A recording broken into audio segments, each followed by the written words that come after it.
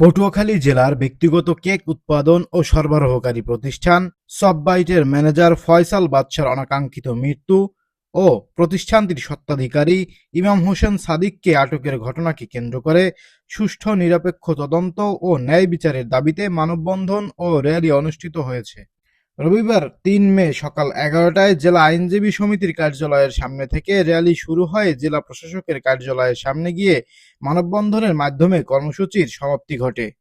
এতে সববাইটের co-founder Rumpa Akter Adhuri, advocate Oliullah, Muhaimin Mohammad Anik, S M Habibur Rahman, সাবেক কাউন্সিলর রাকিব আকন, আমিনুল ইসলাম সহ স্থানীয় গণ্যমান্য ব্যক্তিরা উপস্থিত ছিলেন। এ সময় বক্তারা বলেন, একটি মর্মান্তিক মৃত্যুকে কেন্দ্র করে আবেগপ্রবণ হয়ে কাউকে দোষী সাব্যস্ত করা ঠিক নয়, বরং প্রমাণভিত্তিক তদন্তের মাধ্যমে প্রকৃত সত্য উদ্ঘাটন করতে হবে। বক্তব্যে আরও উল্লেখ করা হয়, প্রতিষ্ঠানের অভ্যন্তরীণ হিসাব পর্যালোচনায় বিক্রয় ও অর্ডার সংক্রান্ত হিসাবে অসামঞ্জস্যতা ধরা পড়ে এবং অধিক লেনদেন যাচাই করে প্রায় ৮ লক্ষ টাকার গরমিল শনাক্ত করা হয়। সংশ্লিষ্ট ব্যক্তি এ বিষয়ে দায় স্বীকার করে লিখিত অঙ্গীকার প্রদান করেন এবং ধাপে ধাপে অর্থ পরিশোধের আশ্বাস দেন। এ সময় বক্তারা আরও বলেন, অভিযোগের ভিত্তিতে কাউকে অপরাধী বলা যায় না, এটাই বাংলাদেশের আইনের মূলনীতি এবং ন্যায় বিচার।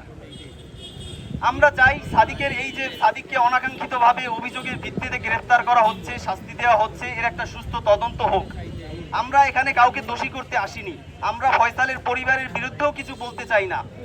আমরা চাই একটা সুষ্ঠু তদন্ত হোক, একটা সুষ্ঠু বিচার হোক এবং সাদিক ভাই নির্দোষ এবং সাদিক ভাইকে অবিলম্বে মুক্তি দেওয়া হোক। আসসালামু আলাইকুম।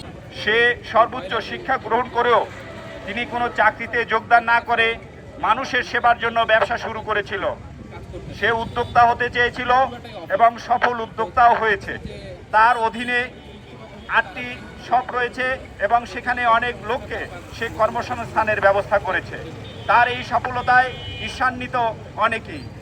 সাদিক এবং নোমান ওদেরকে ফয়সালকে সকালবেলা ফোনে না পেয়ে ওর বাসায় খুঁজতে যায় এবং খুঁজতে গিয়ে এই অবস্থায় ওকে দেখতে পেয়ে বাড়িওয়ালার সাথে যোগাযোগ করে এবং যোগাযোগ করার পর তারা সাজেস্ট করে যে আপনি সাথে সাথে 999-এ ফোন দেন এবং এগুলো হচ্ছে বাড়িওয়ালার সাথে কথা বললেও জিনিসটা আপনারা জানতে পারবেন।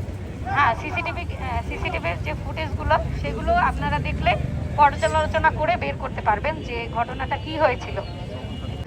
আমরা ওয়েট করি পুলিশের জন্য এবং পুলিশকে যতভাবে হোক আমরা তাদেরকে সহযোগিতা করি যেন বিষয়টা কি হয়েছে তারা বুঝতে পারে। নাইমুল ইসলাম চয়ন যে পলাতক আছে ওকে খুঁজে বের করা হোক। যারা পলাতক আছে তাদেরকে না খুঁজে নিরীহ দুইজন মানুষ, নির্দোষ দুইজন মানুষ সাদিক এবং নোমান, যারা ওর খোঁজ খবর নিতে গিয়ে ওকে মানে পায় ওর বাসায়। আজকে ৮ থেকে ১০ বছর যাবত সেই উদ্যোক্তার সাথে জড়িত। সে এইভাবে নিজেকে প্রতিষ্ঠা করতেছে। এই প্রতিষ্ঠা হয়তো অনেকের চোখে বিষ হয়ে দাঁড়িয়েছে। সেজন্য আজকে এই কারণে তাকে বিভিন্নভাবে হ্যারাসমেন্ট করতেছে এবং অনাকাঙ্ক্ষিতভাবে তাকে বিভিন্ন কায়দায় বিভিন্ন কৌশলে এই ফয়সাল হত্যার সাথে জড়িত করতেছে। এটা একটা পরিকল্পিত হত্যা হতে পারে অথবা সুইসাইড হতে পারে, যেখানে আমরা তার রুমমেট চয়নকে এখনো পাচ্ছি না। তো আমরা এই প্রশাসনের কাছে দৃষ্টি আকর্ষণ করতে চাই যে আপনারা চয়নকে অতি বিলম্বে খুঁজে বের করেন, তাহলে এই মামলার রেশ অবশ্যই বেরিয়ে যাবে। আমরা চাচ্ছি